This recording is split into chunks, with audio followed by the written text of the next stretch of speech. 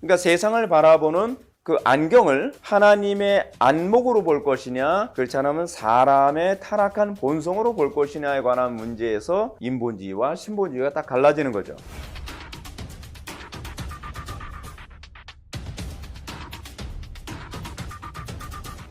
하나님 말씀 보셨습니다. 하나님 말씀은 창세기 49장 21절입니다. 하나님 말씀은 창세기 49장 21절 말씀, 구약성경 79페이지입니다. 구약성경 79페이지 창세기 49장 21절 말씀 찾으셨으면 뭐 길지 않으니까 우리 다 같이 한 목소리로 봉독하시겠습니다. 시작. 납달리는 노인 암사슴이라 아름다운 소리를 바라는도다. 아멘. 이 시간은 창세기 209번째 강의가 되겠습니다.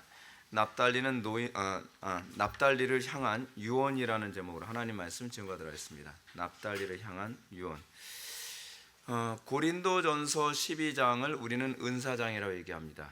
은사장을 보게 되면은 다양한 은사에 대한 기록이 있죠. 근데 사람들이 이제 그 은사에 관해서 좀 잘못 이해하는 부분이 상당히 많이 있습니다. 그래서 은사를 받으면 다른 사람들에게 좀 더 이렇게 좀 있어 보이는 그런 것 때문에 은사를 추구하는 경향이 있는데, 우리는 그 고린도전서에서 왜 하나님께서는 각 사람에게 은사를 주시는가, 이 부분을 우리는 좀 고민해 볼 필요성이 있습니다. 사도 바울은 고린도전서 12장에서 은사를 주신 이유를 말합니다.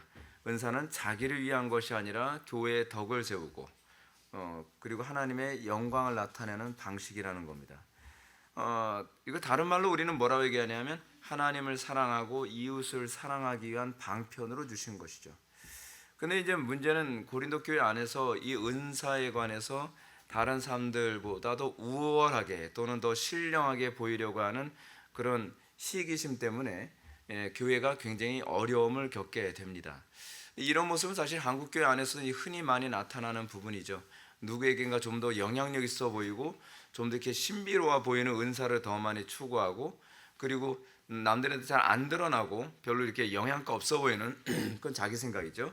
그런 은사에 관해서는 뭐 나는 이 정도밖에 은사를 주시지 않았나라는 것에 대한 자괴감 같은 것을 느끼기도 합니다. 우리는 주로 이제 어떤 은사를 주로 이제 좋아합니까? 남들 앞에 서서 막 사람들이 막 그 굉장히 선망하는 그런 눈빛으로 쳐다보게 되는 그런 위치에 있기를 원하는데, 이제 그러다 보니까 이제 은사를 가지고 서로 시기하고 질투하고 또는 뭐 낙심하기도 하고 그럽니다. 근데 고린도전서 14장 1절을 보면 은사에 관해서 얘기하면서 은사를 구하는 건 그런 식으로 구하면 안 된다는 겁니다. 은사는 사랑을 따라 구해야 된다는 겁니다. 과거에 이제 제가 청소년기 때도 보면은 제가 다니던 교회가 이제 성결교회다 보니까 교회에서 뭐 은사 그 교회 또 은사 또 굉장히 많이 추구했어요. 근데 보면은 막 그 은사도 좀 폼나는 은사가 있잖아요. 근데 그런 은사를 막 누구는 받았는데 자기는 은사 못 받으면은 막 거의 시기심으로 막 그런, 하나님 어떻게 그럴 수 있냐고, 어떻게 저 친구한테는 이런 은사를 주시고 저는 진짜 별로 티도 안 나는 은사, 그냥 뭐 그런 거. 근데 사실은 은사를 추구해야 되는 목적 자체가, 출발 자체가 잘못된 겁니다. 은사는 어떻게 받는 것이냐? 정말 누군가를 섬기고 싶고 어떻게 하든지 하나님의 영광을 나타내고 싶은데 우리에게 미약함을 느끼는 거예요. 그렇죠? 그래서 이제 그것 때문에 은사를 추구하게 되면 하나님께서 그 사랑을 기초로 해서 은사를 부어 주십니다. 시기로 구해서는 받을 수 있는 게 아닙니다. 예를 들어서 누군가를 내가 권면을 할 수 있는 사람이 되기 원하는데 나는 말주변이 너무 없어요. 그럼 하나님 저한테 저 사람을 제가 권면해서 잘 세우고 싶은데 막 그 사랑이 막 넘쳐가지고 막 구하면은 그냥 즉각 주어집니다. 진짜로. 진짜 즉각 주어져요. 저한테도 이제 은사가 상당히 많은데 저한테 주어진 은사들이 주로 그런 거였습니다. 제가 원래 말을 논리정연하게 못해가지고 제가 진짜 나는 왜 이렇게 말을 못할까? 진짜로요. 진짜 제가 너무 말을 못해서 그 부분 때문에 굉장히 많이 힘들었거든요. 그런데 이제 제가 다른 사람들 권면해야 되고 또 어떤 중요한 부분에서는 논쟁도 해야 되고 토론도 해야 되고, 그러다 보니까 하나님 저한테 말 잘할 수 있게 해주세요. 진짜 마음속에서 하나님의 영광을 나타내고 싶은 뜨거운 열정, 그리고 어떻게 하든지 더 정말 잘 섬기고 싶은 그런 열정 가지고 기도를 했더니 금방 하나님께서 주시는 거예요. 은사는 그렇습니다. 사랑을 따라 구해야 됩니다. 사랑 없이 구하는 건 받을 생각도 하지 마십시오. 하나님 우리의 시기심을, 우리의 욕심을 강화시키기 위해서 무엇인가 소원을 들어주시지 않습니다. 누군가를 섬기고 원하고 어떻게 하든지 하나님의 영광을 나타내기 원하고, 그랬을 때 하나님께서 지혜를 주시고 지혜의 은사라든지 언변의 은사라든지 다양한 은사를 우리에게 제공해 주시죠. 그래서 여러분, 교회가 정말 견고하게 쓰려면 사랑이 많아야만 합니다. 사랑이 많으면 자동적으로 그 사랑을 따라 은사를 구하게 되죠. 하나님, 저는 지혜가 부족합니다. 지혜를 주십시오. 근데 이유가 뭐예요? 내가 지혜로워서 더 잘난 체 하려고? 아니죠. 내가 지혜로워서 더 많은 사람들 섬기고 싶고, 더 교회에 덕을 세우고 싶고. 그래서 오해는, 은사가 없이는 교회는 세워질 수 없다고 얘기합니다. 그래서 교회 안에 은사를 각각 가지고 있는 사람들을 통해서 교회가 그리스도의 아름다운 형상이 나타나게 되는 거죠. 바울은 얘기합니다. 몸은 하나인데 많은 지체가 있고 몸이 지체가 많으나 한 몸임과 같이 그리스도도 그러하니라. 여러 지체들을 통해서 그리스도의 영광이 나타나는 겁니다. 그리고 우리는 그 은사를 통해서 하나님이 영광 받으시는 최종적 목표에 모든 은사가 집중되어져 있어야 되는 것이죠. 이 말은 교회 안에서 은사란 그리스도를 드러내기 위한 것이지 나의 영광을 드러내기 위한 것이 아니라는 사실입니다. 그래서 사랑이 제일 중요한 거예요. 믿음, 소망, 사랑, 이 세 가지는 항상 있을진데 그 중에 제일은 사랑이죠. 이런 바울의 논제를 볼 때 은사를 통해서 지체들끼리 서로 우열을 가리거나 불평을 한다는 것은 아직 교회가 무엇인지 제대로 이해를 못하고 있음을 보여주는 것입니다. 저는 우리 교회 성도들이 은사가 많았으면 좋겠습니다. 그래서 그 부족한 부분 하나하나를 서로가 막 채우고, 은사가 없으면 은사를 구하십시오. 그런 거 아닙니까? 무엇인가 여기서 누군가가 헌신해야 되는데 은사가 없어요. 그럼 하나님, 나 은사 없는데 나에게 은사를 줘서라도 여기에 헌신할 수 있게 해주십시오. 저는 진짜 잘 못하는 것 중 하나가 글 쓰는 건데, 글을 잘 못 쓰거든요.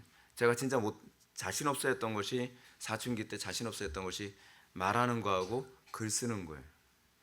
근데 그 부분을 통해서 영광을 돌리기를 원하니까 하나님께 그걸 구하게 되고, 그리고 그것을 훈련을 자꾸 하게 돼요. 자발적으로 훈련을 자꾸 하게 되죠. 자꾸 글을 쓰는 훈련을 하고 책을 자꾸 보게 되어지고, 그러면서 은사가 생겨서, 저는 태생적 은사가 아닙니다. 저는요, 정말 섬기고 싶은데 능력이 안 되니까 안타까워서 구하고 헌신하다 보니까 만들어진 것들이거든요, 죄다. 그게 이제 사랑이라고 저는 생각을 합니다. 사랑은 그렇게 헌신하게 되고 희생하게 되고 충성되게 만드는 것으로 나타나게 되는 것이죠. 근데 이제 고린도 교회 같은 경우에는 사랑에 대해서는 별로 관심이 없었고 자기의 우월함을 드러내는, 그러다 보니까 어떻게 해요? 사도 바울이 이런 얘기를 하는 거죠. 너희들 중에 눈에 보이지 않는, 남들 눈에 잘 띄지 않는 그 은사가 더 훌륭한 은사일 수도 있다라는 얘기를 많이 합니다. 그래서 바울이 이런 얘기합니다. 눈이 손더러 내가 너를 쓸데없다 하거나, 또한 머리가 발더러 내가 너를 쓸데없다 하지 못하리라. 그뿐 아니라 더 약하게 보이는 몸의 지체가 도리어 요긴하고, 우리가 몸이 덜 귀하게 여기는 그것들을 더욱 귀한 것들로 입혀주며, 우리 아름답지 못한 지체는 더욱 아름다운 것을 얻느니라. 우리가 봤을 때 우리 몸의 지체 중에서도 별로 이렇게 눈에 띄지 않는 그 신체 부위가 있잖아요. 예를 들어서 발가락 같은 경우에, 발가락이 없으면 사람 못 걸어요. 손가락이 없으면 사람들이 뭘 짚지 못하잖아요. 그 전쟁터에서 패배하고 나면은 옛날에 고대 시대 때는 어딜 잘랐습니까? 엄지 손가락하고 엄지 발가락을 잘랐어요. 엄지 손가락을 잘라버리면 무기를 못 짚잖아요. 무기를 못 짚고, 엄지 발가락을 자르면 뛰질 못하는 거예요. 노예로 부릴 수 있는 정도로만 그렇게. 근데 그때 우린 비로소 이 별거 아닌 것 같아 보이는 그 조그만 그 부분이 너무나 소중하구나라는 걸 되게 많이 느끼게 되지 않습니까? 그러므로 우리에게 주어진 은사는요, 사실은 우열을 가리기 위한 것이 아니라 하나님의 영광을 나타내는 데 주로 초점이 맞춰져 있는 부분입니다. 우리가 우열을 가리는 데에 우리가 관심을 갖게 된다는 것은 불신이라고 봐야만 합니다. 우리는 단지 하나님의 영광을 위해 가장 적절하게 은사와 직분을 얻는 것뿐입니다. 교회 안에 그렇게 다양한 은사를 가진 사람들이 있어야만 합니다. 여기서 저는 오늘날 사회에서 흔히 사용되는 이제 개성이라는 단어를 좀 얘기하고 싶습니다. 개성이라는 단어에 대한 정의. 오늘날은 개인주의가 많이 발달하면서 개인주의 발달과 아울러서 점점 사람들은 어떻게 해요? 이 개성을 굉장히 중요히 여기는 풍조가 생깁니다. 저는 개인주의에 관해서는 지금 이 시간에서는 얘기할 생각은 없어요. 근데 이제 문제는 이 개성이라는 문제. 한국 사회에서 이제 개성을 잘못 이해하는 경우가 많이 있죠. 간혹가다 이 개성에 관해서 이제 왜곡된 이해는요. 사람들이 남들하고 다르게 행동하는 걸 개성이라고 생각하는 게 굉장히 많이 있습니다. 그래서 사회적 흐름을 깨고 남들 사이에서 두드러지게 나타나는 행동들, 일종의 일탈행위 같은 것들 있잖아요. 근데 이게 인문학이 들어오면서 이 개성이라는 개념이 사람을 이상하게 만들어 버리고 말았거든요. 예를 들어서 그 견유학파의 그 대표적인 사람 그 누구죠? 뭐죠? 자꾸 오미크론이 떠오르죠. 오미크론이 떠오르는 뭐였죠? 오모 씨. 예. 왜요? 디오게네스. 예. 자꾸 오미크론이라는 이 방해 전파 때문에 디오게네스가 안 떠올라요. 근데 디오게네스야말로 이게 개성이 아니라 진짜 개 같은 성격이잖아요, 진짜. 예. 디오게네스가 이게 견유학파잖아요. 견자가 개견자 쓰잖아요. 예. 그래서 길거리에서 아무 데서나 오줌 싸고, 오줌 싸는 게 그게 어떻게 개성입니까? 아무 데서나 볼일 보고, 그리고 하여간 아무 데서 잠자고, 그리고 괜히 그 나무통 같은 데서 이제 잠을 자는, 그게 이제 소위 이게 디오게네스가 하는 행동, 이걸 개성이라고 생각해요. 그래서 디오게네스 같은 사람들한테 영향을 받은 사람들은 소위 사회적 일탈 행위를 개성이라고 자꾸 생각을 합니다. 요즘 남들이 다 예스 하는데 그냥 자기는 어떤 철학이 있어서 아니오가 아니라 그 남들 다 예스 하면 난 노. 이게 무슨 개성이에요? 바보지. 그러면서 이런 사회적 일탈 행위 또는 사회의 흐름을 깨뜨리는 이런 행위를 일종의 개성이라고 생각합니다. 근데 개성은 그 개념이 아닙니다. 성경이 가르치는 개성이라는 것은요, 조화를 위한 다름입니다. 여러분, 예를 들어서 이제 그 공원에 갔는데 그냥 튤립만 쫙 있으면 지루하잖아요. 그렇죠? 거기 튤립도 있고 장미도 있고 나팔꽃도 있고 여러 가지 꽃들이 있으면서 그 각자의 꽃들은 각자의 개성이 있죠. 그 개성이라고 하는 자기 존재에 대한 독특성이거든요. 근데 그 각자 다름이 모여 있는데 이게 일탈적인 느낌이 아니라 너무 아름다운 거예요. 왜 아름답죠? 조화로우니까. 하나님께서 우리에게 은사를 주십니다. 모든 사람이 눈이면 어떻겠냐? 굉장히 끔찍하죠. 모든 사람이 눈이면 얼마나 끔찍하겠습니까? 모든 사람이 귀면 얼마나 끔찍할 것이고, 모든 사람이 입이면 또 얼마나 끔찍하겠습니까?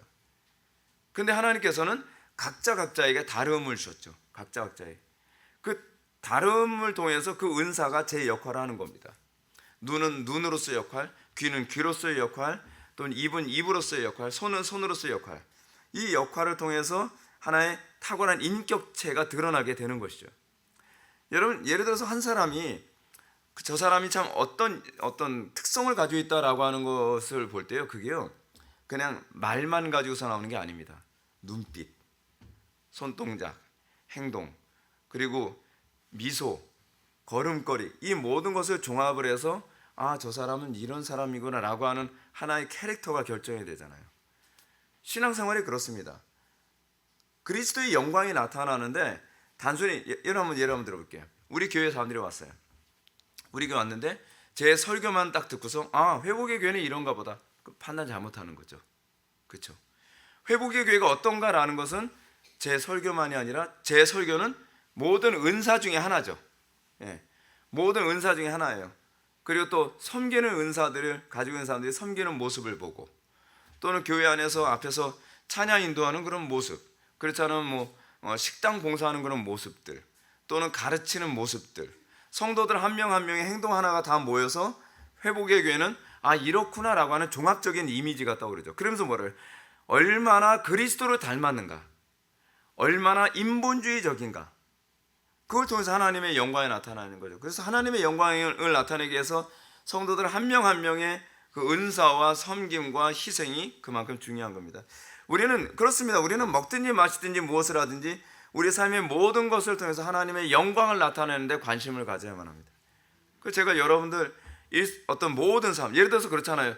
주일 예배 오케이, 주일 오후 예배 오케이, 수요 예배도, 금요 기도회도 그런 걸 일일이 다 여러분들이 꼼꼼히 참석하는 모습을 통해서 하나님의 영광이 얼마나 더 선명히 나타나는 교회이냐가 나타나는 것이죠. 부분이 아니라 전체입니다. 전체를 위한 하나고 하나를 위한 전체. 그러면서 개성이 드러나는 거죠. 마치 이건 이것과 같습니다. 더 이제 이해하기 쉽게 말씀드린다고 한다면 성가대를 하게 되면은 여러분 모든 사람이 다 소프라노겠느냐? 그럴 수 없죠. 예. 모두가 다 베이스이겠느냐? 그럴 수 없단 말이에요. 그 성가대에는 소프라노, 엘토, 테너, 베이스가 있죠. 근데 각 파트가 다 다르죠. 근데 거기서 그 각 파트가 가지고 있는 개성을 정확하게 드러내는 거예요. 소프라노는 소프라노대로, 엘토면 엘토대로, 테너면 테너대로, 베이스는 베이스대로의 자기의 개성이 선명히 드러날 때 조화가 일어나면서 정말 아름다운 찬양이다. 그렇게 나타나는 거죠. 개성이란 그래서요 조화를 깨뜨리는 돌출행위가 아닙니다. 도리어 다른 사람들과 다른 음색과 음역을 소화해내면서 하나의 가장 정점이라고 하는 한 곡이라고 하는 부분들을 더 선명하게 드러내는 것. 결국은 테너가 선명하게 드러나면 곤란하죠. 엘토는 선명하게 드러나기도 힘들고, 엘토는 음이 낮으니까. 또는 소프라노만 선명하게 드러나서 안 되겠죠. 궁극적으로 한 곡이 선명하게 드러나는 거죠. 그래서 그 은사 하나하나가 다 모여서 파트가 드러나는 것이 아니라 전체를 통해 곡의 메시지와 곡의 그 의도가 선명하게 드러나는 거죠. 교회 안에서 우리가 느껴야 되는 거 그거 아닌가요? 교회 안에서 우리 각자가 가지고 있는 은사가 서로 모여서 누가 드러나야 되는 거예요? 그리스도가 드러나는 거. 우리가 정말 관심을 가져야 되는 건 항상 그리스도가 드러나는 거예요. 나의 행동과 나의 결정과 나의 말과 나의 이 모든 자유로운 행동이 결국 그리스도를 드러내는데 얼마나 관심을 우리가 가지며 살고 있는가. 거기서 그 교회가 얼마나 성숙한 교회인가, 얼마나 탁월한 교회인가가 드러나게 되는 것이죠. 근데 여기서 이제 한 가지 또 문제가 있죠. 사람들이 가지고 있는 이 타락한 본성은요, 전체 속에서 조화를 이루어 아름다움을 이루는 데는 별로 관심이 없습니다. 성가대에서 항상 문제를 일으킨 사람이 노래 잘하는 그 자매나 형제들이죠. 그죠? 왜냐하면 내 목소리가 드러나야 되는 거예요. 내 목소리가 막 그 많은 사람들 사이에서 내 목소리가 딱 튀어나와 가지고 그럼 자기는 굉장히 노래를 잘했다고 생각을 하는데 성가대는 꽝된 거예요. 성가대 지휘자가 막 하면서 그러잖아요.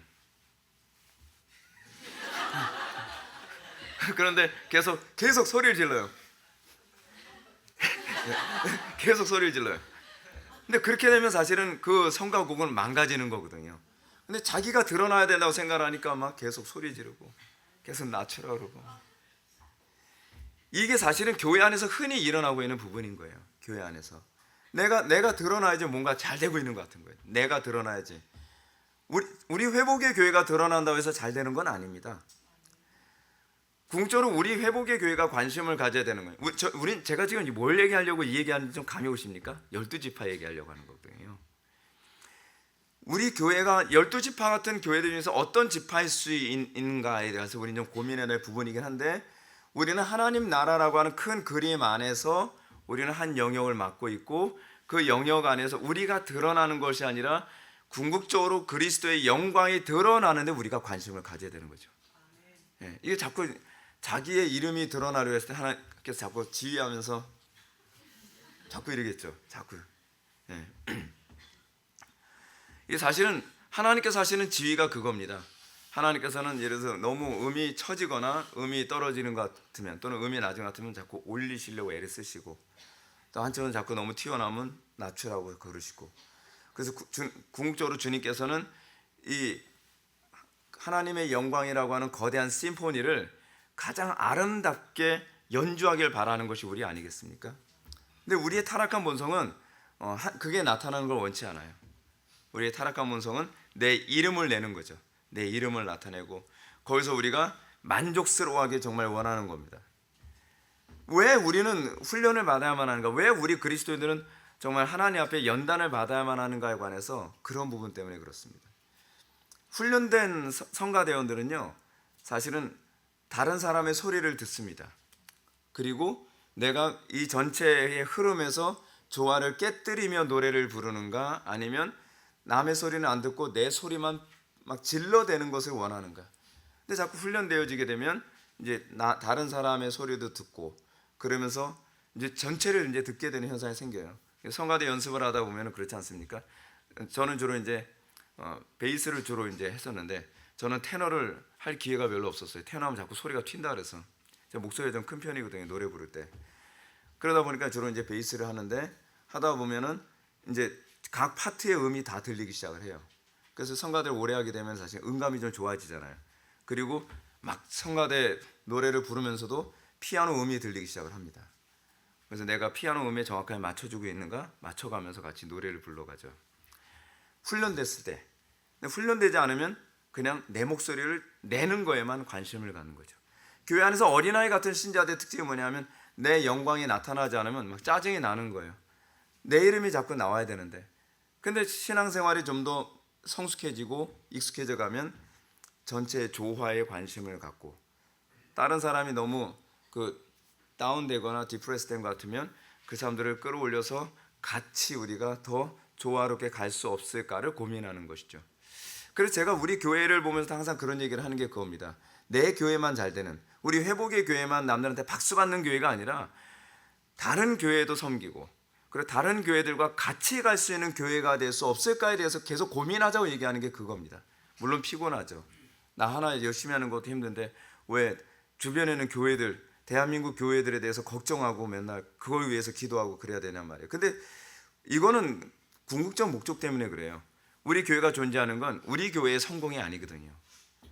우리 교회가 존재하는 목적은 궁극적인 목적인 하나님의 영광을 조화롭게 드러내는 데 관심을 갖는 거거든요. 네. 이것이 이제 우리 오늘날 기독교의 위기가 무엇인지를 보여주는 부분입니다. 자기 영광. 그래서 뭐가 나타납니까? 분열이, 시기와 다툼이 생기죠. 사탄은 항상 이걸 많이 사용합니다. 그래서 저쪽 교회가 성장하는 것 같으면 그쪽 교회를 막 어떻게 하든지 막 어떻게 하고 싶고, 교인들을 더 뺏고 싶고, 우리 교회만 좀 더 커지고, 작은 교회들을 다 흡수해가지고 내 교회가 몬스터급으로 커지길 바라고. 근데 하나님께서 원하시는 게 아니죠. 하나님께서요.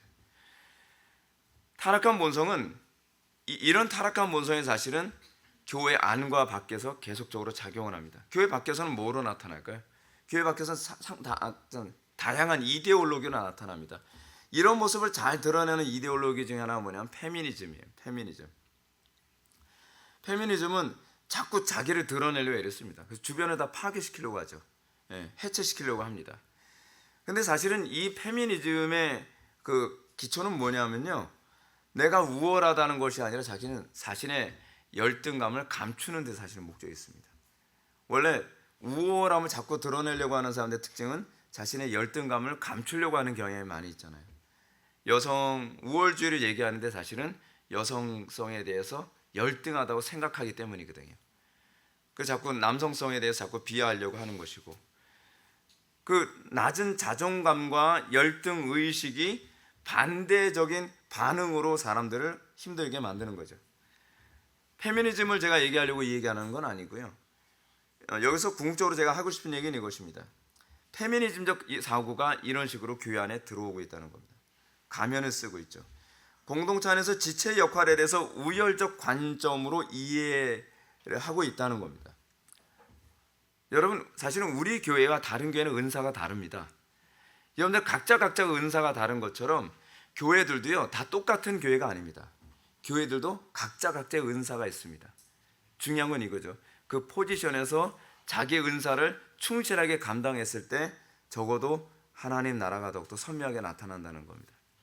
이거 마침 군대에서 이런 거 있잖아요. 전쟁을 하는데 모든 사람이 보병일 수 없고, 모든 사람이 포병일 수 없고, 모든 사람이 공군일 수 없고, 모든 사람이 해군일 수는 없겠죠.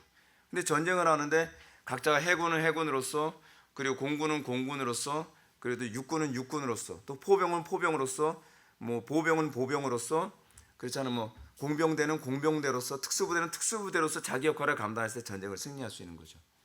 근데 한쪽에서 열심히 해서 이기고 있는데 한쪽에서 이 전쟁을 게을리해서 무너지면 사실은 양쪽이 다 죽는 거거든요.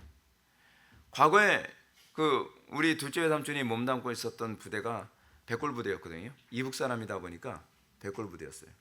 백골 부대가 완전히 점멸당해서 끝났잖아요. 그럴 수밖에 없었던 게 다른 부대는 전쟁에 자꾸 밀리는데 백골 부대만 치고 올라왔거든요. 얼마나 사기가 충천한지 그리고 얼마나 용맹한지 백골 부대는요 무적이었어요. 무적. 그러다 보니까 다른 쪽은 이렇게 밀리거나 그렇지 않으면 정체되어 있는 상황인데 백골 부대는 치고 올라가고 있는 거예요. 그러니까 퇴로가 막히는 거죠. 주변이 같이 이겨줘야 되는데 주변이 같이 이 전쟁에서 적극적으로 했어야 되는데 그래서 결국 퇴로가 막혀서 백골 부대는 다 전멸하고 말았습니다. 영적 전쟁도 그래요. 왜 다른 교회를 섬기냐면 우리 교회만 잘 싸운다고 되는 문제가 아니라 다른 교회들이 전부가 같이 잘 싸워야 궁적인 승리를 맛볼 수 있기 때문에 그렇습니다. 궁적 승리라고 하는 것은 성장이 아닙니다. 하나님의 영광을 드러내는 겁니다. 먹든지 마시든지 무엇을 하든 하나님의 영광을 위해서 하라. 우리가 항상 관심을 가져야 될 게 그겁니다. 오늘날 교회 안에 이런 풍토를 만드는데 이제 한 목사는 어떤 잘못된 사고가 하나 있습니다. 리더십입니다. 리더십. 옛날에 몇 년도입니까? 한 90년대 그쯤에 굉장히 교회에서 선풍적으로 인기가 많았던 프로그램이 리더십이었습니다. 리더십. 근데 교회 안에서 리더십을 얘기하게 되면 곤란합니다. 누군가 리더면 나머지는 뭐예요? 팔로워라는 얘기잖아요. 근데 교회는 리더십의 개념이 아닙니다. 그럼 교회는 어떤 개념이냐? 가이드십입니다. 가이드십. 가이드십이란 무엇이냐면 그리스도께 사람들을 인도하는 섬김행입니다. 섬기는 행. 성경은 우리들에게 뭐라고 얘기합니까? 누구를 리드하라 그런 얘기 안 하거든요. 섬겨라, 인도하라 그렇게 얘기하죠. 우리는 누군가에게 우두머리가 되고 내가 두목이 돼서 힘을 쓰는 그런 존재가 아니라 내가 먼저 그리스도를 발견했고 그래서 철로역정에서 얘기하는 것처럼 그리스도를 알게 된 사람이 그리스도께로 다른 사람들을 인도하는 겁니다. 가이드하는 거죠. 가이드십. 사실은 목회는 리더십이라고 생각하지 않습니다. 저는요. 목회는 가이드십이라고 생각을 합니다. 그리스도께서 가셨던 길, 우리의 신앙의 선배들이 가셨던 길, 나도 그 길을 가봤고 그래서 다른 사람들을 다른 성도들을 그 길로 가이드해 주는 거, 인도해 주는 거. 근데 가이드해 주려면 뭐 해야 되죠? 가이드가 길을 헤매면 곤란하잖아요. 그렇죠? 가이드는 자기가 가본 길이고 익숙한 길이고 아는 길이어야죠. 그래서 가이드를 하려면 일단은 자기가 그 길에 익숙해져야만 합니다. 그것이 가이드십이죠. 가이드십. 다른 사람들이 인도하는 것. 교회 안에서 리더십이 만연하면요, 사람들은 기능과 은사의 우열을 자꾸 잣대로 삼습니다. 다른 사람들을 가이드해 주는 것이 아니라 내가 예를 들어서 이 리더십을 갖는 데 있어서 더 우월한 어떤 은사를 더 좋아하게 되는 거죠. 그래서 교회 안에서 그것 때문에 박살이 납니다. 맨날 싸움박질 나고 서로가 머리가 되겠다 그러고 제가 이제 고등부 때는 저마다 저는 독창 안 시켜주나요? 아니 독창 잘하는 사람이 한둘이어야지. 성가대에 들어왔으면 다 노래 잘하거든요. 근데 누군 독창 시켜주고 누군 안 시켜준다고 또 지휘자님 뇌물 받았나 그런 것들. 그렇잖아. 찬양 인도하는데 왜 나는 찬양 인도자 안 세워주나요? 그런 것들. 자기가 영광 받으려고 하는, 하나님의 이름이 높여지려고 하는 것이 아니라. 다시 교회에 대한 이야기로 돌아갑시다. 우리는 교회 안에서 눈에 보이지 않고 남이 알아주지 않지만 실제로는 더 중요한 역할이 교회 안에 굉장히 많습니다. 사도께서 말씀하신 것처럼 더 약하게 보이는 몸의 지체가 도리어 요긴합니다. 그렇죠? 우리가 몸에 덜 귀히 여기는 그것들이 더 귀한 것들일 수 있습니다. 왜냐하면 은사 자체는 다 소중한 거기 때문에 그렇습니다. 우리 안목으로 볼 때 더 약한 것, 덜 좋은 것 이런 것들이 있지만 하나님의 안목에서 봤을 때는 전체를 다 갖췄을 때 아름다운 거죠. 전체가 더 아름다웠어요. 여러분, 우린 그러잖아요. 어떤 여자가 굉장히 이쁩니다. 아, 이쁘다. 근데 이쁜데 그 이쁜 얼굴에 예를 들어서 눈이 사셨다 해봅시다. 그거 하나로 야, 이쁜데 어떻게 그럴까? 그런 거. 그죠? 정말 다 좋은데 어떤 거 하나. 근데 아름다움이라는 건 전체 조화 문제거든요. 어떤 사람 보니까 뜯어보면 다 이쁜 것 같은데 합쳐서 보면 이거 누구 얼굴이지? 그런 거 있잖아요. 여러분 그 전에 그 유튜브에서 그런 거 있거든요. 뭐 세계의 미녀들 해가지고서 뭐 미녀의 눈을 갖다 붙이고 미녀의 눈썹을 갖다 붙이고 미녀의 그 입술을 갖다 붙이고 코를 갖다 붙이고 턱을 했는데 이게 뭐야? 이게 별로 안 예쁜. 이게 조화라는 거거든요. 아름다움이라는 건요 조화예요. 조화. 어떤 사람은 뜯어보면 별로 안 예쁜 것 같은데 그 자체 내에서 굉장히 아름다움이 있죠. 조화로움. 교회 공동체도 그렇습니다. 교회 공동체도요. 한 명 한 명은 보면은 아무것도 아닌 것 같은데 그 한 명 한 명의 삶이 하나님의 영광이라고 하는 것에 조화를 맞추고 자기를 부인하게 되면 거기서 아름다움이 있죠. 근데 조화는 항상 자기를 절제할 때 나오게 되거든요. 서로를 배려하고 그래서 밸런스를 맞춰주려고 하는 그런 태도에서 나오는 것 아니겠습니까? 창조 세계에서 사소해 보이는 것들이 그 역할을 충실하게 감당하면 하나님께 영광이 됩니다. 여러분 참 사소해 보인다고 생각하는 것 중에서 하나가 뭐냐면 여러분 요즘엔 점점 벌 보기 힘들죠. 벌을 굉장히 보기 힘듭니다. 근데 곤충학자들 얘기에 의하면요, 지금 벌의 개체수가 점점 줄어들고 있다 그러거든요. 근데 정말 심각한 건 벌이 별 볼 일 없는 것 같은데 벌이 멸종하게 되면 인류의 식량난이 올 수가 있다 그래요. 그 정도로 우리가 보기에 하찮아 보이는 그 하나하나가 사실은 우리에게 얼마나 중요한 역할을 하는지. 교회 공동체에서 어떤 사람 하나하나도 그 사람이 아무것도 아닌 것 같아도 그 사람의 역할이 공동체 안에 굉장히 중요한 역할을 하는 경우가 많다는 것을 알아야만 합니다. 이것과 관련해서 우리 교회는 과연 어떤 교회일까 하는 생각을 좀 하게 됩니다. 있어도 그만, 없어도 그만인 교회인가?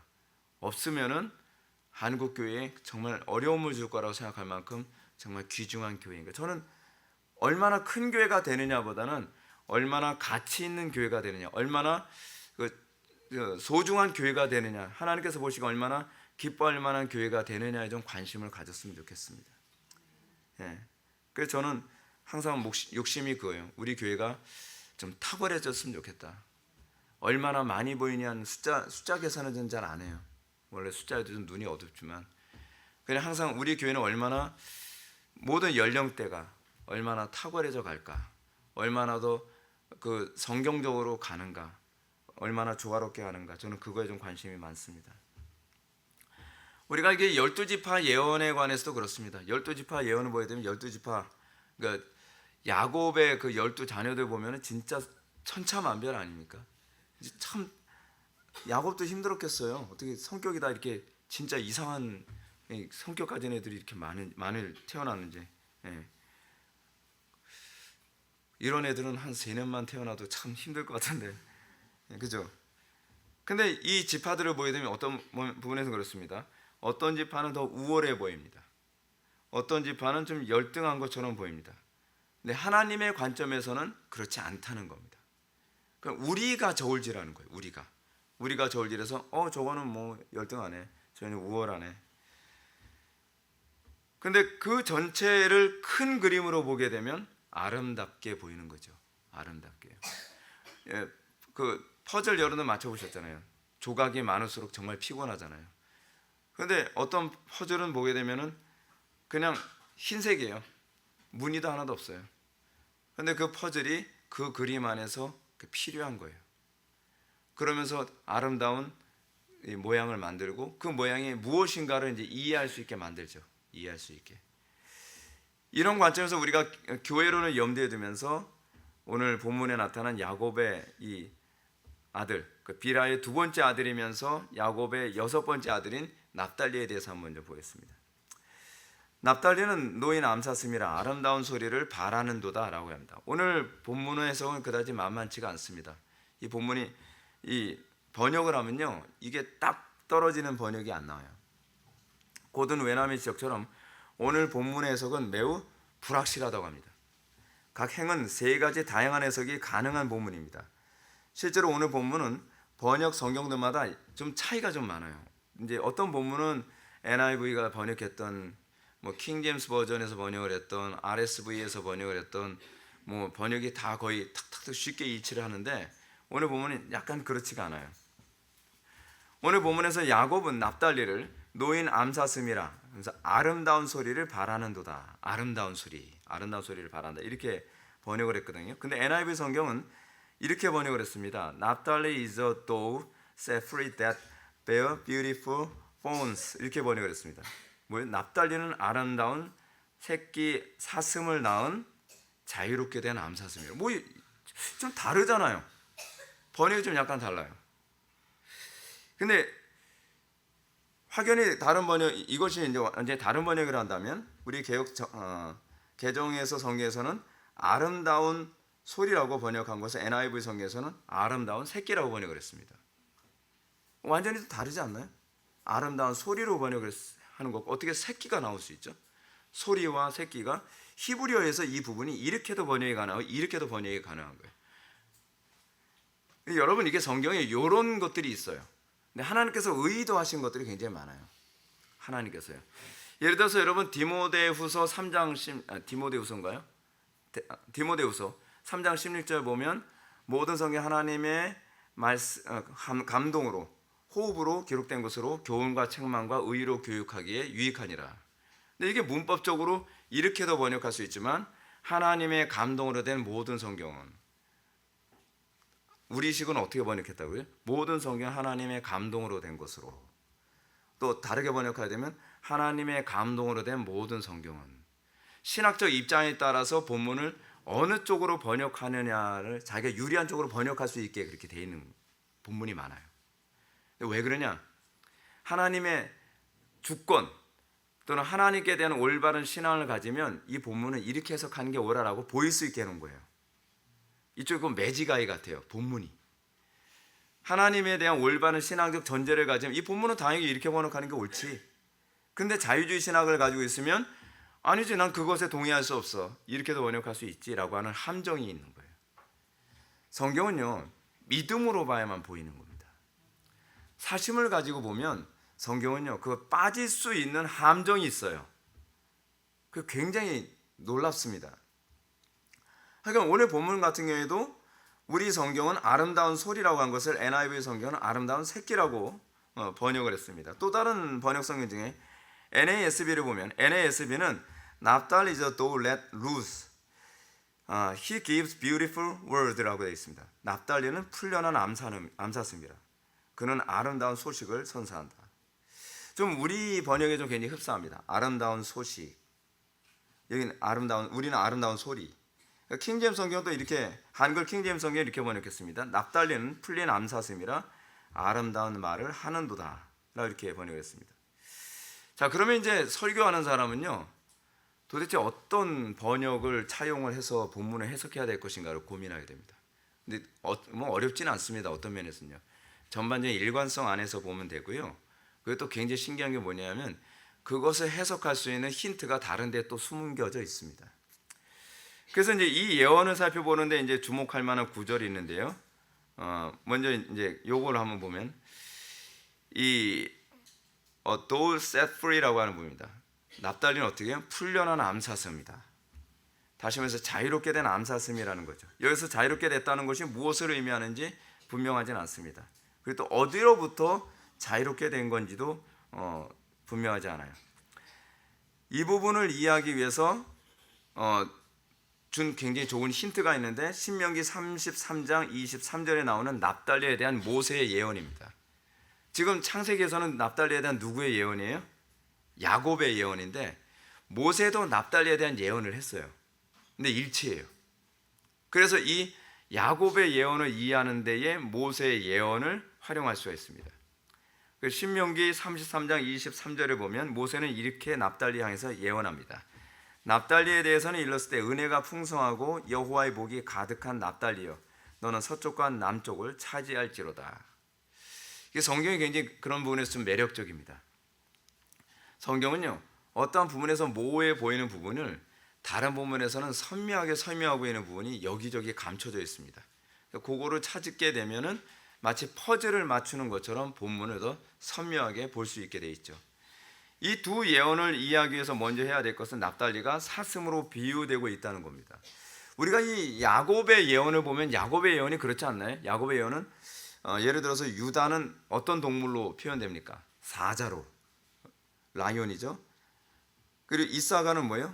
나귀로. 그리고 단은 뱀으로 묘사했는데, 그래서 납달리는 뭐로 묘사를 했어요? 암사슴으로, 사슴으로 이렇게 얘기하고 있습니다. 그 사슴하게 되면은 뭐가 떠오르나요? 사슴? 이쁘다, 그건가요? 사슴의 특징인 거죠. 굉장히 날렵한 것. 그렇죠. 외부의 공격으로부터 자기를 방어하는 데 매우 민첩하고 능숙하죠. 사자 같은 경우는 공격하는 입장이지만 사슴은 굉장히 외부의 공격에 민첩하고 예민하게 반응하고 그 공격을 잘 피할 수 있습니다. 근데 이 부분이 실례가 있습니다. 가나안 왕 야빈의 군대가 이스라엘을 침략했을 때 드보라와 납달리 지파가 이 전쟁을 승리로 이끄는 사건이 나옵니다. 사사기 4장에 나오는 얘기거든요.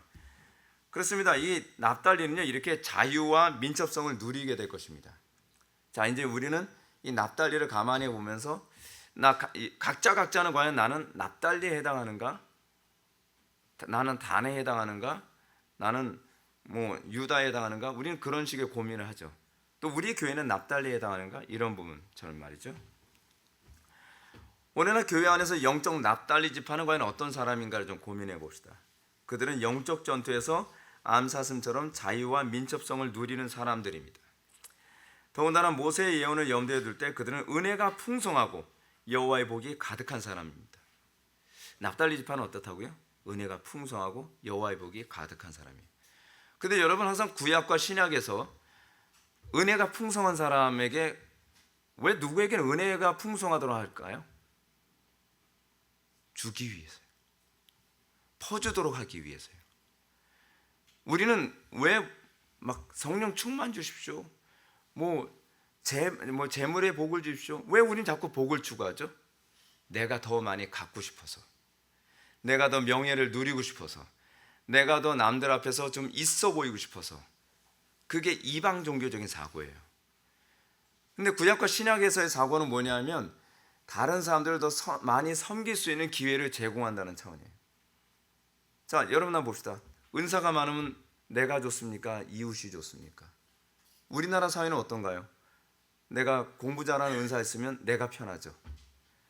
내가 뭐 특별한 어떤 재능이 많으면 내가 편하죠. 하나님 나라에서는 정반대입니다. 하나님 나라에서는 내가 은혜가 많을수록, 은사가 많을수록 더 피곤합니다. 더 많이 나눠줘야 될 책임이 있는 거예요. 이건 권리가 아닙니다. 책임입니다. 우리는 돈을 많이 벌었으면 그만큼 권리를 많이 행사할 수 있다고 생각하죠. 그게 아니에요. 여러분, 우리 교회가 커지면 권리가 커질 것 같습니까? 저는 그렇게 생각 안 해요. 우리 교회가 커지면 그만큼 책임과 의무가 더 커진다고 저는 생각을 합니다. 그래서 저는 커지는 걸 되게 부담스러워해요. 커지면 더 많이 희생해야 되는데, 더 많이 헌신해야 되는데, 그것도 쉽지가 않잖아요. 근데 왜 사람들이 교회 안에서 그토록 은사를 안 구하는가요? 여러분들 왜 은사를 잘 안 구할까요? 또는 구해도 왜 은사가 잘 안 나타날까요? 여러분들이 책임과 의무를 수행하는 데 관심이 없어서. 사랑이 있으면 하나님, 내가 더 많이 희생해도 좋으니까 저한테 이걸 주세요, 이걸 주세요. 근데 내가 누리기 위해서가 아니라 전달해주고 싶어서죠. 그렇죠? 우리는 전달자예요, 사실은요. 근데 우리는 전달자로서 내가 더 이웃을 나의 재물로 더 많이 섬기기 위해 하나님 저에게 재물을 주세요가 아니라 제가 더 배 두드리면서 먹고 살기 위해 더 많은 재산을 주십시오. 내가 더 명예롭기 위해 더 성공과 명예를 주십시오. 우린 그런단 말이죠. 근데 하나님께서 그걸 미워하시는 거라니까요. 하나님께서 왜 납달리에게 이런 은혜를 주실까요? 왜 은혜를 풍성하게 누리도록 하셨을까요? 우리는 그럽니다. 좋겠다, 저 사람은 은사가 많아서. 좋겠다, 저 사람은 머리가 좋고 말도 잘하고 뭐 돈도 많고 그리고 뭐 명문대학교 나오고. 근데 그건 세속적인 개념이에요. 하나님께서 그 사람에게 그걸 주셨다는 건 그 사람은 더 많은 일에 헌신하고 희생해야 될 책임이 있는 거죠. 우리가 교회사 안에서 윌리엄 윌버포스라고 하는 사람, 또는 교회사 안에서 아브라함 링컨 같은 사람, 여러분 링컨처럼 살고 싶나요? 링컨처럼 살고 싶다. 링컨처럼 살 수 없을까? 그런가요? 총 맞을 각오를 이제 하시면서. 네. 여러분 그거예요. 링컨이라고 하는 사람이 그렇게 많은 걸 누릴 수 있는 것이 아니라 링컨은 그만큼 많은 책임과 의무를 수행하면서 살다 간 거예요. 우리는 한 인물을 볼 때 얼마나 누렸느냐를 보는 것은 자연인들의 사고고요.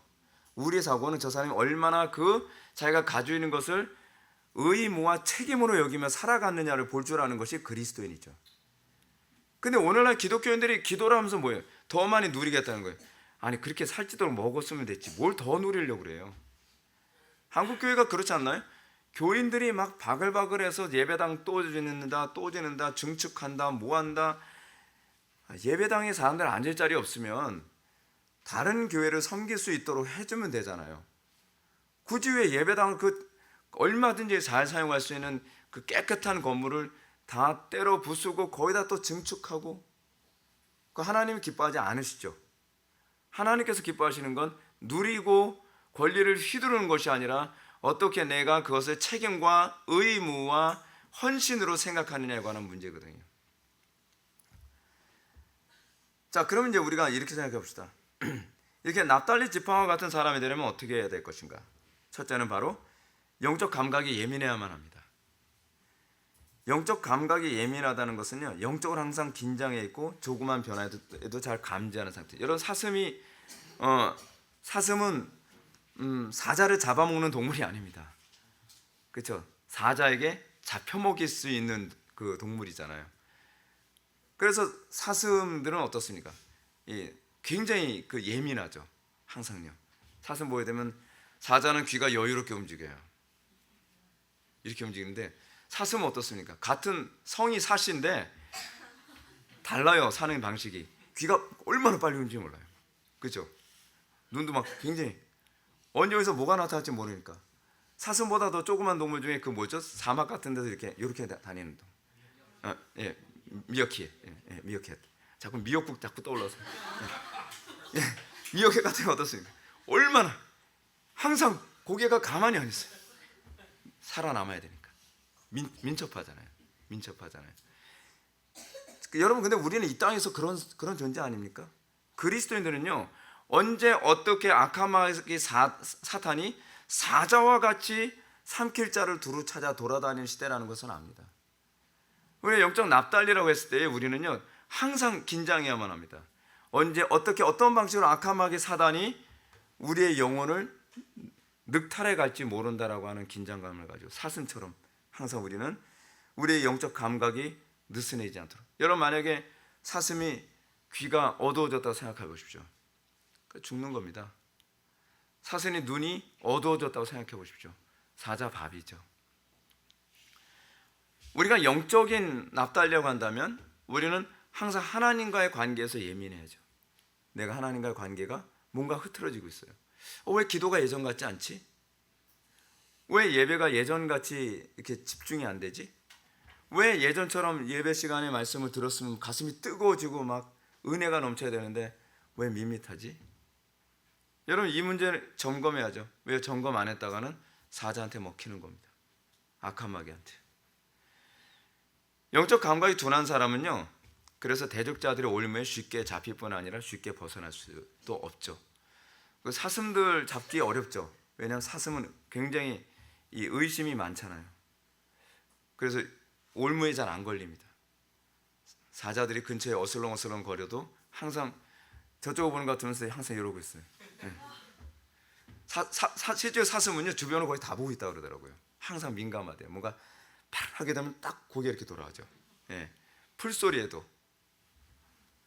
영적 납달리 지파는 바로 그런 존재입니다. 항상 영적 감각, 사회적 흐름, 그리고 문화적 변화 이런 것들에 예민해서 그런 것에 넘어가지 않죠. 그렇기 때문에 영적으로 충만한 겁니다. 그렇기 때문에 디프레스가 되지 않는 거죠. 어떤 사람이 디프레스가 잘 됩니까? 영적 변화와 사단의 공격에 항상 둔감해요. 그래서 거의 이제 사마의 그늘에 앉았다가 얼굴 오면은 다크서클 그냥 돼가지고 오고. 그 왜냐하면 영적 감각이 둔해서 이제 그런 거죠. 그래서 영적 납달리로 나타나기 위해서는 위해서 필요한 것은 두 번째 조건입니다. 항상 기도에 깨어 있는 겁니다. 은혜를 우리가 항상 풍성하게 누리는 방법 중 하나는 뭐냐면 영적 경계심이 굉장히 예민해야 되는 것과 두 번째 뭐냐면 항상 기도로 하나님과 깨어서 교통하는 관계에 있는 것이죠. 기도로 깨어서 교통하지 않는데 어떻게 내 영적 상태를 항상 진단할 수 있겠습니까? 우리가 깨어있지 않는 한 영적 납달리처럼 우리가 납달리의 명성을 소유할 수 없습니다. 그는 결코 은혜가 풍성하고 여호와의 복이 풍성한 사람이 될 수 없습니다. 예수님의 제자들 보십시오. 예수님의 제자들이 왜 어려움에 처하게 됐나요? 예수님께서 깨어있어 기도하라라고 말씀하셨는데 그들은 예수님이 붙잡혀 가는 그 순간에도 깨어있지 못했습니다. 잠들어 있었죠. 영적으로 둔감했습니다. 그러나 그들이 예수님의 부활 승천 이후에 이 사람들은 거기서 교훈을 얻고 그들은 하루에 3번씩 그 기도를 하는 그런 상태로 바뀝니다. 그러니까 어떤 현상이 나타나죠? 자기 자신이 항상 은혜가 충만하니까 항상 영적 긴장감과 분별력으로 항상 무장되어 있을 뿐만 아니라 다른 사람들을 흔들어 깨워주고 다른 사람들을 오히려 영적으로 풍성함을 나눠줄 수 있는 사람이 되는 거죠. 저는 여러분들이 영적 납달리가 되길 바랍니다. 지체들에게 맨날 어떤 은혜, 영적 공급을 받기만을 바라는 것이 아니라 영적 공급을 나눠주는 사람들이 좀 됐으면 좋겠습니다. 영적 공급을 나눠주는 사람은요 고갈될 수가 없습니다. 왜냐하면 나눠주려면 일단 냈을 게 있어야 되잖아요. 그렇죠? 내가 냈을 것도 없는데 나눠줄 수는 없는 거 아닙니까? 여러분들 제가 이런 부분을 말씀드리고 싶어요. 연예계에서는 이제 그런 사람이 있잖아요. 예를 들어서 뭐 성령이라는 사람 같은 경우는 이제 그런데 남에게 뭐 구제한다 뭐 한다 하면서 빚을 내가면서 남 구제하는 사람이 있거든요. 빚더미에 앉아 있어요. 그건 잘하는 게 아닙니다. 그 성경적이지 않습니다. 물론 우리는 내가 쓸 것을 절약해가면서 나눠야죠.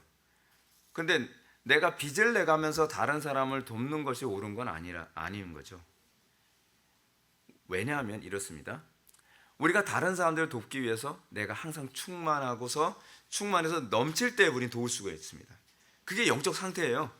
영적 상태. 근데 충만하지 않은 어떤 현상이 나타나냐면 남을 돕고 싶은 마음이 없어요. 남을 섬기고 싶은 마음이 없어요. 그건 저부터도 그래요.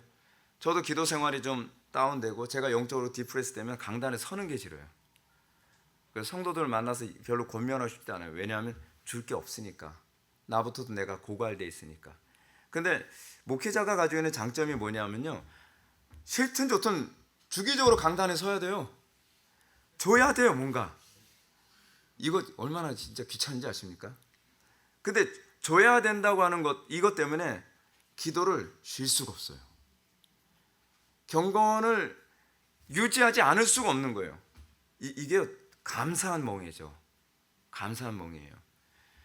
그러다 보니까 웬만해서는 디프레스가 잘 안 됩니다.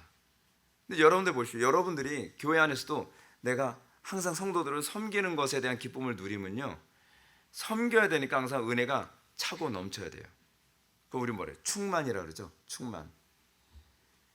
영적 납달리가 그렇습니다. 영적 납달리는 자기 관리를 잘하고 항상 충만해서 그것 때문에, 그래서 그런 사람들하고 같이 있는 거 우리는 좋아하잖아요. 우리는 어떤 사람들하고 같이 있는 걸 좋아합니까? 메마른 사람이 아니라 충만한 사람이죠. 왜냐하면 요즘 사람들은 어느 정도 다 메말라 있거든요. 근데 우리 그리스도인들은 이 세상에 메말라 있는 사람들이, 또는 기쁨도 없고 그리고 흥분됨도 없는 이 시대 사람들이 우리를 만났을 때, 난 기독교인들을 만나면 흥분됨을 느껴. 내가 기독교인들을 만나면 기쁨을 느껴. 기독교인들을 만나면 그들 속에는 뭐라고 말로 표현할 수 없는데 그들 속엔 내 마음을 촉촉하게 적셔주는 그 무엇인가가 있어. 그게 그리스도인이거든요. 그게 그리스도인. 직장에서든 사회에서든 뭐 가족들과의 관계에서든. 자, 근데 납달리에 대한 예언의 핵심은 그 다음에 있습니다. 그 예언의 핵심이 무엇인가? 오늘 본문을 보면 아름다운 소리를 바라는도다라고 얘기합니다. 아름다운 새끼 사슴을 NIV 성경에서는 아름다운 새끼 사슴을 낳는이라고 이제 번역을 했는데 NASB는 아름다운 소식을 선사하는이라고 이렇게 번역을 했습니다. 어느 쪽 번역을 선택해야 될 것인가? 이게 문제죠. 이 두 가지 번역 중 어느 쪽을 선택해도 아주 큰 차이는 없습니다. 납달리는 다른 형제들에게 기쁨을 주는 또는 다른 어떤 그 지파에게 새끼 사슴을 낳아주는 뭐 그렇게 번역할 수 있겠죠. 그게 바로 납달리입니다. 납달리가 참 아름다운 게 그거죠. 나의 풍요로만 끝나는 것이 아니라 그 풍요를 다른 지파들에게 나눠주는. 그래서 납달리하고 있으면 좋겠어요? 나쁘겠어요? 좋죠. 납달리하고 있으면 내가 메말랐던 영적인 디프레스가 채워지는 거예요. 그 영적 납달리죠. 영적 납달리. 납달리는 다른 형제들에게 기쁨을 주는 사람들이 될 것입니다. 다시 말해서 납달리는 자신에게 주어진 자유, 이게 모세의 예언에 따라서 말한다면 은혜라고 할 수 있죠. 그리고 풍요, 그들에게만 좋은 이런 것들이 그들에게만 좋은 것이 아니라 납달리에게만 좋은 것이 아니라 다른 형제들에게도 아름다운 소식이 된다는 겁니다. 우리 교회가 만약에 다른 여러 교회들에게 풍요로우면 풍요로울수록 나눠주고 은혜로우면 은혜로울수록 그 은혜를 더 확산시킨다고 한다면 다른 교회, 물론 뭐 시기하는 교회들도 있을 수 있지만 그럼에도 불구하고 우리 교회를 통해서 한국 교회가 더 많이 기뻐지겠죠. 어떤 교회는 이런 교회겠죠. 블랙홀 같은 교회. 크면 클수록 다른 교회를 잠식시켜가는 거예요. 다 잠식해가지고. 그런 교회는 결코 성경적인 교회는 아니라고 생각을 합니다.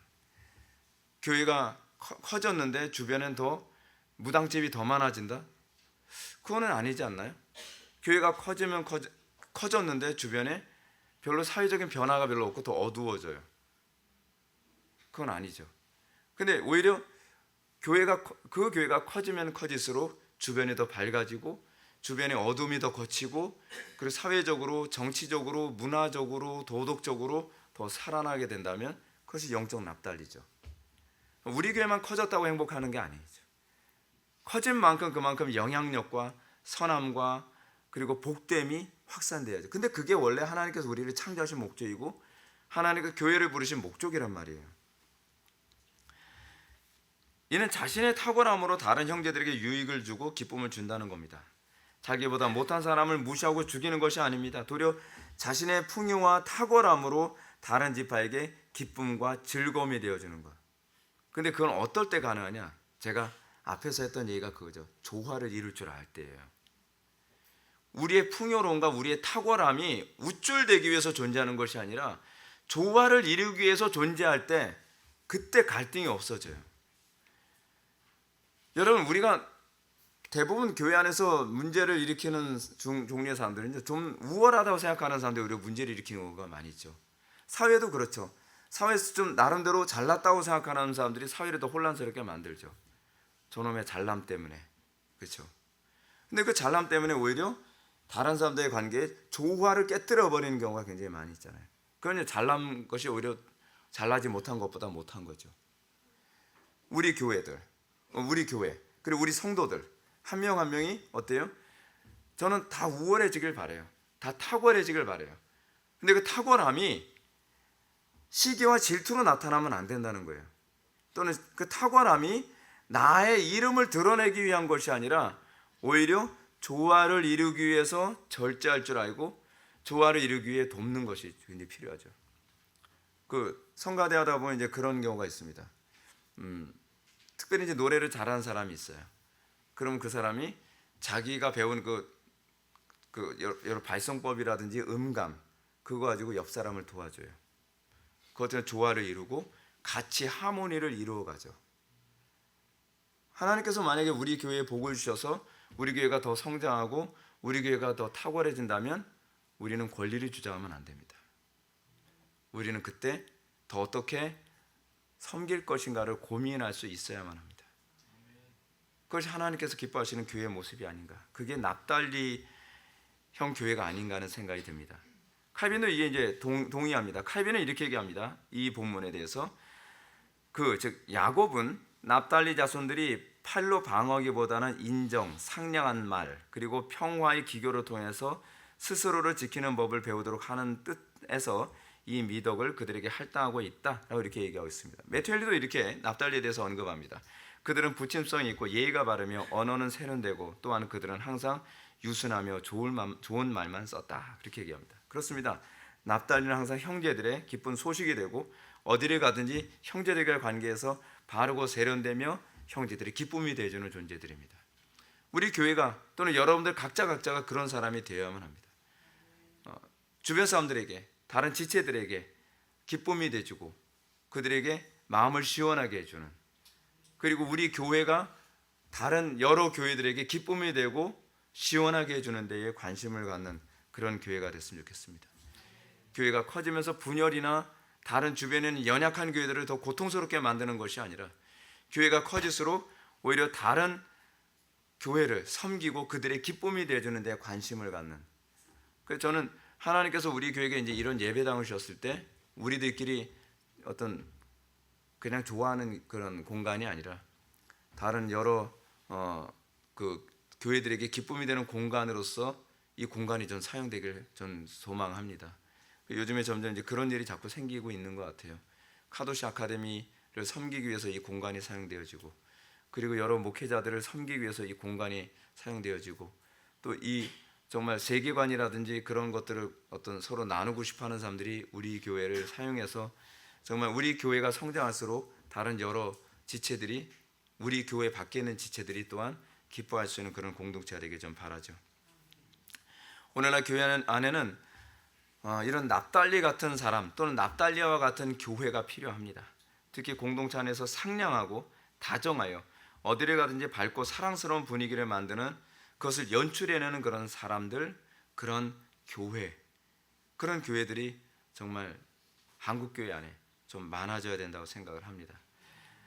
사도행전에서 이것과 관련된 아주 대표적인 사람이 하나 있습니다. 대표적인 사람이 누굴까요? 권위자로 불렸던, 권위자라고 하는 말이 이제 권면을 잘하는 사람이라는 얘기거든요. 이 권위자였던 바나바입니다. 바나바는 정말 제가 가장 좋아하는 사람입니다. 사실은요, 이 사도행전에서 전 바울보다 바나바를 사실 더 좋아해요. 같은 바시긴 한데 마음에 들어요. 전 바시를 좋아하나 봐요. 그는 어디를 가든지 자신의 풍요함과 지혜와 상냥함을 가지고 다른 지체들과 화합하고 독려하는 일을 했습니다. 그래서 교회가 막 부흥됐을 때 바나바는 어떤 태도를 견지했습니까? 가장 첫 번째로 했던 사람이 이 사람이죠. 자기의 밭을 팔아서 그 돈을 헌금했던 사람이 바나바입니다. 이 바나바를 보면 그가 어느 정도로 교회를 사랑하고 자기의 풍요를 가지고 오히려 다른 사람의 기쁨이 되게 하는 데에 앞장선 사람인지 알 수 있죠. 근데 바나바는 또 그것만인 게 아닙니다. 바나바는 뭘 잘했냐면 굉장히 권면을 잘하는, 말을 굉장히 잘하는 사람이었습니다. 근데 말 잘하는 거 가지고 자기의 이익을 챙기고 사람들을 자기 중심으로 끌어모으는 사람이 아니라, 바나바 때문에 사실은 공동체가 분열되는 것이 수도 없이 이 부분이 해결이 됩니다. 사실은 바울하고 누구죠? 마가인가요? 갈등이 있었는데 그 갈등을 해소하는 데도 중요한 역할을 하고요. 그리고 이 사도들과의 사이 안에서 갈등이 있었을 때도 바나바의 역할을 통해서 이 갈등이 다 해소되어집니다.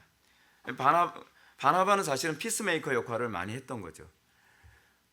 우리는 인간관계 안에서 이 소위 갈등을 만드는 유발하는 갈등 유발자 같은 사람이 있는가 하면, 또는 바나바처럼 오히려 이 좋은 분위기를 만드는 피스메이커 같은 사람들이 있습니다. 우리는 과연 어떤 사람인가? 근데 교회 안에는 사실은 이런 피스메이커 같은 사람들이 많이 나와야 되거든요. 근데 그게 그냥 피스메이커가 되지 않습니다. 자기를 훈련해야 되고요, 희생해야 되고, 어떻게 하든지 공동체 안에 유익이 되는 말을 잘 분별해서 할 줄 알 때, 그리고 어떻게 내가 이 상황에서 희생해야 되고 어떤 상황에서 내가 내 몸을 던져야 될지를 잘 알 때 굉장히 사실은 분별력과 지혜가 풍성한 사람이죠. 이 영적 납달리죠. 영적 납달리의 대표적인 사람이 저는 바나바라고 생각합니다. 바나바는 자기의 감정과 자기의 처지를 부인하고 오로지 타인을 위한 배려를 하는 사람이었습니다. 그는 지혜로웠습니다. 뿐만 아니라 무엇보다도 그는 항상 기도하는 사람이었습니다. 항상 하나님의 능력과 지혜와 거룩함으로 무장되어져야만 영적 납달리로, 그런 영적 그러니까 바나바 같은 사람으로 우리가 살 수 있을 것입니다. 사탄은 사실은 교회 안에서 영적 납달리 같은 사람, 바나바 같은 사람을 제일 싫어합니다.